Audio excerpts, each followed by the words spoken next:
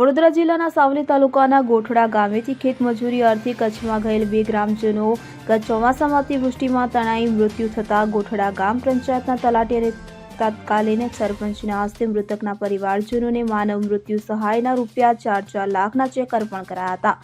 સાવલી પાસેના ગોઠડા ગામેથી કચ્છના નખત્રાણા વડવા કાયા ગામે મજૂરી અર્થે ગયેલા ત્યાં ચોમાસાના પાછોતરા ભારે વરસાદમાં નદીમાં તણાઈ જતા ગોઠડા ગામના ઠાકોરભાઈ રાયજીભાઈ પરમાર અને કનુભાઈ વિઠ્ઠલભાઈ નાયકનું આકસ્મિક મોતની ઘટના બની હતી, જેના અનુસંધાને રાજ્ય સરકારની માનવ મૃત્યુ સહાય યોજનાનો લાભ મૃતકના પરિવારજનોને મળે તે માટે ગોઠડા ગ્રામ પંચાયતના તલાટી સિદ્ધાર્થ રાઠોડ અને તત્કાલીન સરપંચ મોહમ્મદ અલી સૈયદે કરેલ સહિયારા પ્રયાસ થકી રાજ્ય સરકારના માનવ મૃત્યુ સહાય વિભાગ દ્વારા મળેલ સહાયના રૂપિયા 4 લાખના ચેકનું આજે ગ્રામ પંચાયત ઓફિસમાં મૃતકના પરિવારજનોને અર્પણ કરાયા હતા.